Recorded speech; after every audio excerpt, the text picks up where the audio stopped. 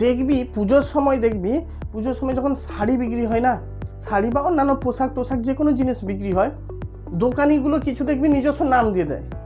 হয়তো শাড়ির একটা নাম আছে, হয়তো পোশাকের একটা নাম আছে, কিন্তু দোকানদারের কাছে যাবি, ওই দোকানের কাছে একটা নাম সে বানিয়ে দিয়ে দিয়েছে। ঠিক তার 20 মিনিট বা 25 মিনিট পরে কি 2 ঘন্টা পরে হয়তো অন্য আরেকজন কেউ গেছে, তার কাছে একটা অন্য নাম বলে দিয়েছে, যাতে মুখে মুখে প্রচারিত হয়ে যায়, বিভিন্ন নাম দেওয়া যায়। ঠিক আছে?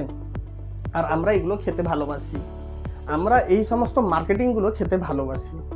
ঠিক তাই মোবাইলগুলোতে দেখে চিন্তা কর, একই কোম্পানি বাজারে কটা নামে এখানে এসে গেছে, আমি নাম বলছি না, ইন্ডিয়ান মার্কেটে একই কোম্পানি, মাদার কোম্পানি হচ্ছে একই, কিন্তু বিভিন্ন নামে এসে গেছে যাতে বিক্রিটা বেশি হয়।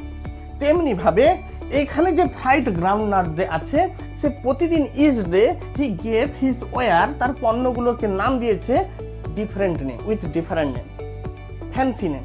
প্রথম দিন একদিন যদি বলেছে কি calling it Bombay ice cream, next day Delhi almond, আর আরেক দিন নাম দিয়ে দিল কি দিল্লি আমন্ড, বা অন্যদিন নাম দিয়ে দিল রাজাস ডেলিকেসি।